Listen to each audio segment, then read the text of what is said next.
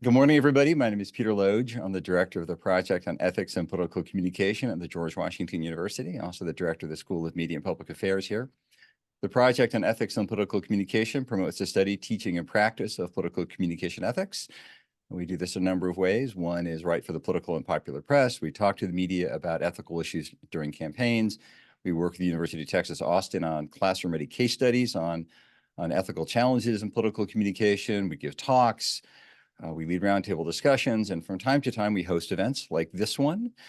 We've done them recently with Congressman Derek Kilmer, Democrat of Washington State. We've hosted them with the late Grant Wall, a journalist covering the World Cup in Qatar about human rights and journalist responsibilities. We've done it with philosophers, current and former elected officials and academics. And this morning, I'm really thrilled to be joined by former Congressman Charlie Dent, Republican of Pennsylvania, to talk about a new project he's helping lead.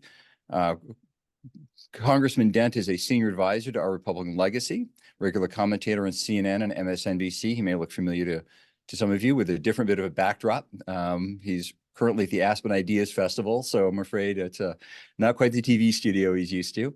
He's former chairman of the House Ethics Committee and represented Pennsylvania's 15th Congressional District from 2005 to 2018. I'm going to ask him to talk about a Republican legacy, but I want to point out that its members include former Vice President Dan Quayle, former Speaker of the House John Boehner, former Republican National Committee Chair Michael Steele, former Senators John Danforth, Cohen, Simpson, former Representative Susan Molinari, Bill Paxton, John Faso, Chris Shays, Alan Steelman, Dave Trott. Really, it's an august group of former Republican leaders in the House, the Senate, and the executive branch. So with that, Congressman Dent, I'm going to ask you to talk a little bit about our Republican legacy and dive into the part that interests me the most, and I think interests our viewers the most, and that's unity. I should say that we are obviously recording this, and I'll email around a link to the recording to everyone who registered, and it will live in perpetuity on our website. So hopefully a lot more folks around the country will benefit from this conversation in the coming months. Congressman, welcome to the Zoom. Tell us about the new project. Peter, well, thank you for having me. I'm really delighted to be here, and just want to talk a little bit about Our Republican Legacy. And I encourage people to go to ourrepublicanlegacy.com to learn more about us. But essentially, we are a group of Republicans, many of whom are obviously former elected officials: Jack Danforth, Alan Simpson, and Bill Cohen, three former Republican senators, launched us in May.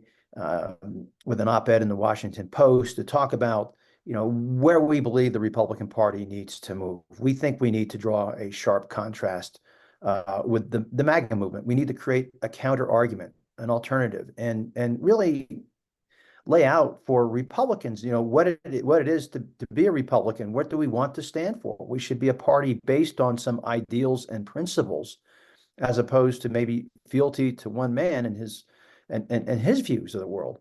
And so, if you think of the MAGA movement as a very populist movement, you could say it's protectionist, isolationist. Some might say nativist, but it's at the very least it's a populist movement, and I would argue probably an illiberal populist movement. And we believe that our party really was, had five core principles that we think need to be resurrected and need to be thrown to the forefront of this conversation. And none of us are naive. We understand that parties change over time, and that we don't just go back to where we were, even though some of us might like to do that. But we like to talk about what should be the guiding principles of this party, and we've identified five principles. One, the Constitution. We believe in the rule of law. We believe in respecting election outcomes. We believe in not attacking the Capitol and trying to overturn a free and fair election. These are not. That's an easy one. So the Constitution, we think that's a unifying principle, but we have to respect outcomes. We have to respect the rule of law, and not the law of rulers. And I think that's really something that we should never de-emphasize. Two, But I should also mention too, our group, I think it's fair to say, think that January 6th is among the darkest days in our nation's history. So that's kind of where we are, and that's a sharp contrast to many in the MAGA movement, who have a different view of the Constitution than we do. The Union, and we're going to talk a little bit more about that. Unity. Our party was, really Abraham Lincoln is really the father of our party, or the father and the founder in many minds. And he was really all about the Union, keeping this diverse country together. And obviously, he fought a civil war over it to keep it together in the end. But we believe that the Union matters. We think simply appealing to grievance and anger and casting your election opponents as enemies. I mean, enemies in the sense that, that Hitler was an enemy, or that, some foreign adversary was an enemy. That's, what has happened in our country where, we can have debates. And I like to think that after an election, if my guy loses, I'll wake up the next day and the country will still be there, and the country will still be strong, and we'll move forward, maybe not in the direction I would like, but it's still America. We're a great place. We've always been. We can get better, but we're going to beat them the next time. I mean, that's kind of the spirit and the attitude that we kind of want to instill. The third thing we want to talk a little bit about is fiscal responsibility. And frankly, both parties have fallen down on this. And I'm really proud that Alan Simpson and Jack Danforth, are two of our founders here, are engaged with this group, because I had the opportunity to do some work with Alan Simpson and Erskine Bowles when they did the debt commission, the fiscal debt commission back around 2010, 11, when we were trying to. I was one of the few people who actually supported their recommendations, and we actually put a budget up at the time to try to talk about, getting people to talk about the long-term fiscal trajectory of the country. I get it right now that nobody really wants to talk about it, that most people think that we'll ignore it until there's a crisis, and then someday we'll probably have to deal with it, and then it will be more difficult, more painful. But nevertheless, we think this is a conversation that needs to happen, and also this is a sharp contrast to the MAGA movement as well as to Democrats. Of course, the other thing we like to talk about is a fourth principle. I've already gone through three: the Constitution, the Union, fiscal responsibility, and now free enterprise. And I think we should talk about opening markets. For example, we draw a very sharp contrast with Trump, who has taken on a very heavy protectionist policy. He's talking about 10% across the board tariffs, and even greater than that. He's talking about launching trade wars. He's talking about protecting the privileged few at the expense of the many.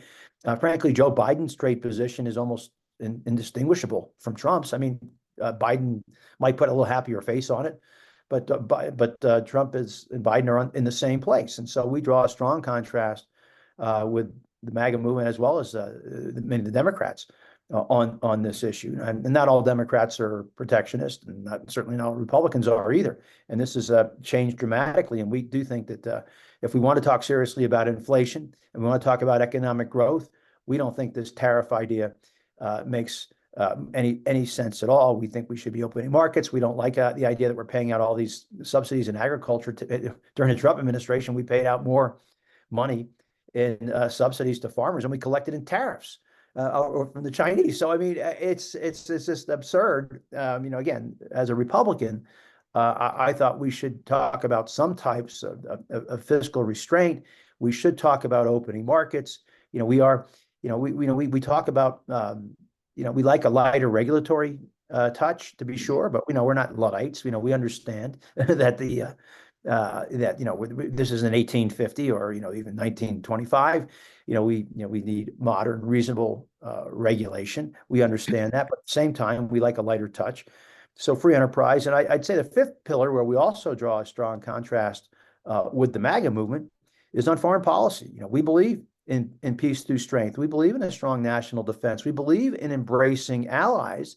We see them as force multipliers, not as liabilities, and we also believe that that America's standing in the world. Many of us, I think, believe in Pax Americana, that this American-led order all these decades since the Second World War, and particularly since the Cold War ended, has been good, not only for the United States of America, but it's been good for our friends and partners around the world. We've seen unprecedented levels of economic growth and prosperity, no great power conflict up until this point. That there's a lot to be celebrated there. Now, that said, we disagree with the MAGA movement, and others who want to surrender Ukraine, who would surrender Ukraine and its lands to an aggressive autocrat in Vladimir Putin. We strongly object to that. We think we need to stand by friends and allies and partners and defend democracies where we can, and also push back against aggressive revanchist autocrats like Putin. And that's a very strong contrast. And again, we don't think pulling out of NATO is a good idea. We think it's a horrible idea, in fact, and one that would make us weaker and make the world a less stable place. So we are, so we have these strong principles. I think it's hard to be an Eisenhower or a Reagan Republican and a MAGA Republican simultaneously. Very hard. I mean, and so again, I realize that what I'm laying out here, some might say we're naive, or that we are just simply nostalgic, looking for a different time. But we would argue that for 170 years, our party was largely guided by these principles. And, those roots are very deep. The MAGA movement is what, 7, 8 years old now. It's about 8 years old, I guess, or 9 years, I guess, if you can, 2015 when he came down the elevator. That movement has shallow roots. The movement really is not based on core principles, but really fealty to one man. And if there is anything that I could say about it, it's in a liberal populist movement. It just seems to, but they do seem to embrace, if there is a core principle, it's just protectionism and some type of isolationism or unilateralism that probably is not going to serve this country or the party well for the long term. So Congressman, I appreciate the explanation. I think it's an important movement you're leading, and if I were still a Democratic congressional staffer, I would enjoy working with you and your staff and debating about the best way forward on some of these. What I would like to do now, though, is focus on the part that actually matters to the project on ethics and political communication the most, and that's the unity principle, right? So you write, or the organization writes, we stand against the divisive tactics of both right and left that divide Americans as us versus them by exploiting emotions and grievance and rage. I think nobody loves the current politics. I think, if you're fans of the Battle of Verdun, you're probably loving the current campaign and how Congress looks, but otherwise you're probably disillusioned. Talk to me about how you operationalize better political rhetoric, right? I mean, the stakes are high, right? As you say, with trade, with jobs, with immigration, with abortion, with regulation, with climate, the stakes are super high. The differences are really stark. How can we have a robust, pointed conversation that isn't divisive and still have people, like, in the context of the fact that the stakes are so high? Talk about how that actually would work in a campaign.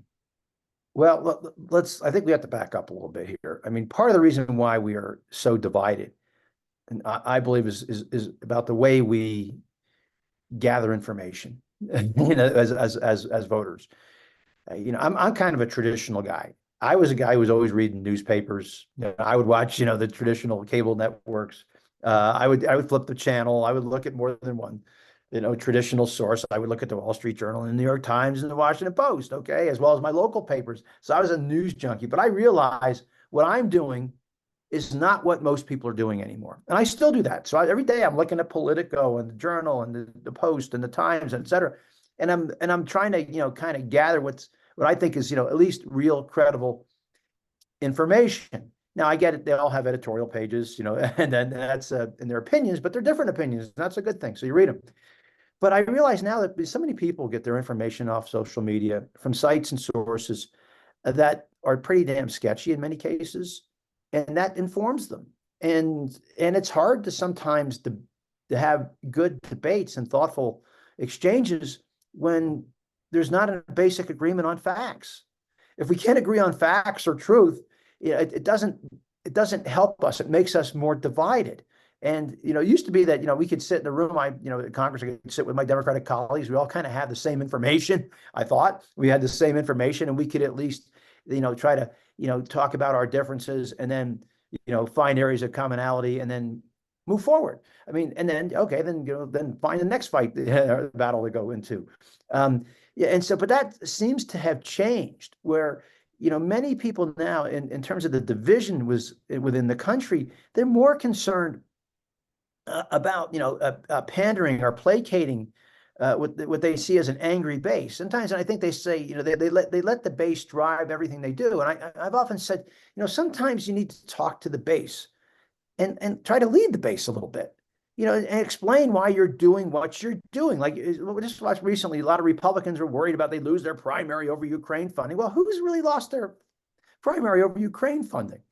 No, I mean, just stand up and explain why you did what you did, why you think this is in America's interest. You'd be shocked. I think a lot of people are going to agree with you. And so I think that's there's so much fear out there that so many people who are running for office or an elected office are afraid of their base voters.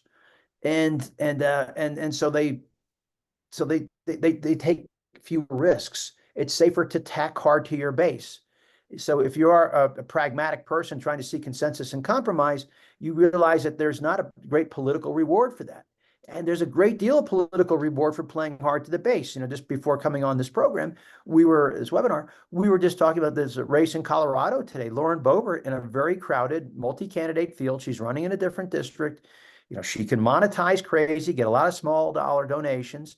And in a multi-candidate field, she can get a plurality and get the nomination, and what's a safe seat probably would win the general election.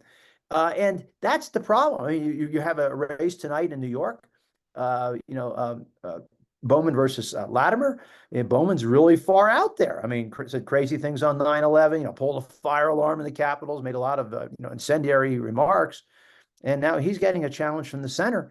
But a lot of these folks on the edges can really raise a lot of money in these small dollar donations, and they're rewarded for it. And I think this is the biggest impediment to us trying to get to among the biggest impediments of us trying to get to a better conversation about how to try to bring this country together. Because at this rate, I think we all are worried after this election, regardless of who wins, of some type of civil disorder.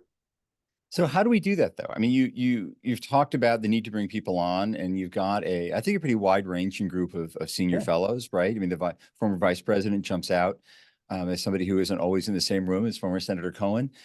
How do you convince maybe not Representative Boebert or Marjorie Taylor Greene, but some of the other Republicans to be a little braver, that it's electorally safe, that it's in their political best interest and the country's best interest to not monetize crazy, but instead to find common solutions? How do you do that?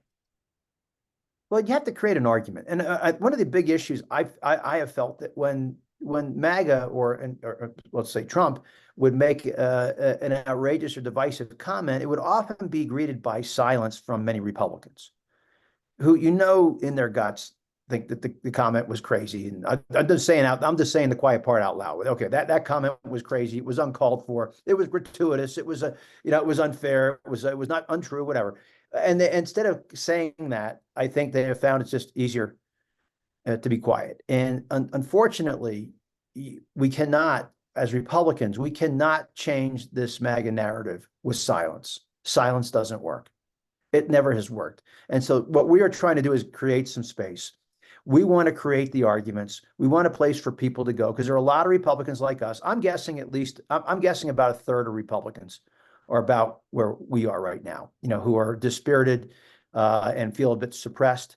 Now, we think there are a lot of people who might be Trump voters and or maybe, nominally part of the MAGA movement who will be receptive. And I don't know why the lights went out. Oh, it's because I'm in a hotel room, and I guess I better hit the light on. Excuse me. Hit the light on. I'm still. I just had to move. Okay, I just had to move this to put the lights back on. We're good. Very good. I guess so. I remember I talked to a former mayor who ran for Congress, and he lost. He lost the very chief. He lost Congress. He ran for something and lost. And I said, "What's the big difference?" He said, "Now when I turn around and take off my coat, it hits the ground." I feel like we just had one. It was a time not so long ago when there you somebody go. else's job to get the lights on. So you were saying, sir? So no, look, we have to create the alternative argument, and there are a lot of I was saying that there are some MAGA voters, or maybe people who are nominally part of the MAGA movement, who are a little uncomfortable with it. There are a lot of people who are in that pro-Trump camp who aren't real enthusiastic. Well, we have to give them a better argument. We have to give them a reason to support what we're talking about, and we can't do that by being quiet. And so we have felt that it's long past time. And again, our movement is not just about this election, 2024. We're not a PAC. We're not a super PAC. We're a 501c4. We are not in the business of endorsing candidates. We're not telling people how to vote. We are trying to talk about, beyond 2024. How do we reshape this? Because whether Trump is on the stage or not, may not matter. It's the move. It's the what appears to be the ideology of MAGA or Trumpism that needs to be addressed. And so we need to make those arguments cogently, coherently, and we need to talk to people, particularly Republican voters, and get them on board. And frankly, we think the principles we've outlined are ones that are not only embraced by Republicans, but a lot of independents and many Democrats would embrace, I think, some or all those principles. We think we have a recipe that is right for the country. And we got to start somewhere, and we've got to make the argument. I can't emphasize that enough. Just sitting back and hoping that things will just get better. Well, they won't. And I get, we're going to move into a different era, but we're going to have to create a better argument than we've created up to this point. So we've got a couple of minutes left.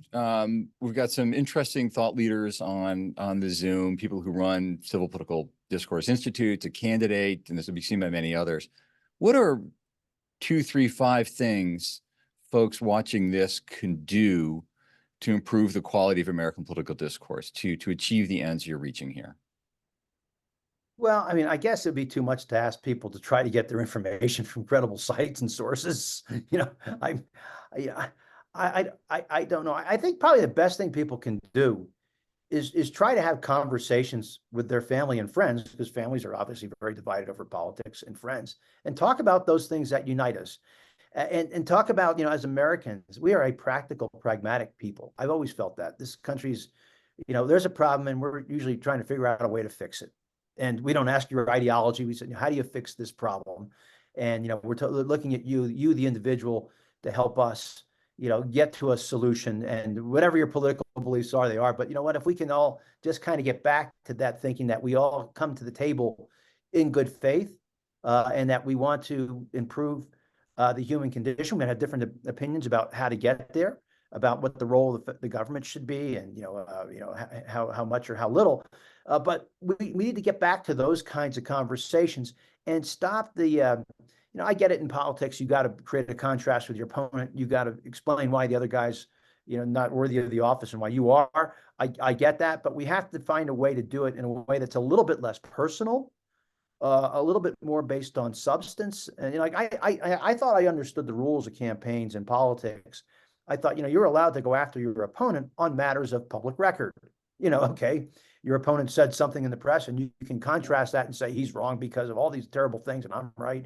Or or based on a vote, or based on a court filing or whatever. You can at least say, okay, this guy shouldn't be an elected official for those reasons, and you have to explain that. And I get it. So I'm not saying here we all have to talk about positive things all the time, but we should be able to talk in a way that when we criticize our opponents, that we are criticizing them based on matters of public interest, and not going after them so personally, and then basically devaluing them as human beings and saying that they're the mortal enemy, just as a foreign adversary is. I mean, that's where I think we get in real trouble. And so I think as Americans, we need to have this conversation among ourselves, because left unchecked, and we've been here before as a country, left unchecked, this leads to civil disorder. And we obviously had a civil war. I'm hoping that doesn't happen, obviously. But I mean, I do worry that if people don't respect outcomes, if half the country thinks that the election outcome was rigged or illegitimate, well, then we've got a problem on our hands. And and again, I'm not saying it could be either side after this election that could say they felt like their candidate got robbed, and then what? And then how do we put it back together again? Well, I don't know, but we have to just make, I think, an assumption that the other side might be misguided, but they're not evil.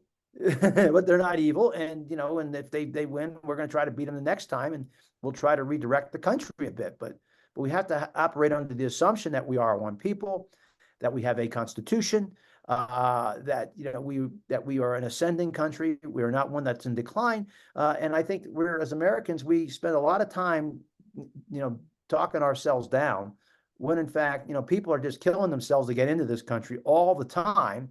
They see something really special here, and there is something special here, and we need to maybe focus on that a little bit more than we do, and instead of just talking about how, you know, how broken we are and how divided we are. Sir, that is a great way to end. Thank you very much for getting up early in the morning. I know you're at a conference in Aspen, for being your own sound and lighting guy on a Zoom, which is not maybe what in a you're hotel used room, to. you have to do this once in a while just to make sure the lights stay on. You know, they think no one's in the room, and the sensors. I'm just sitting here still.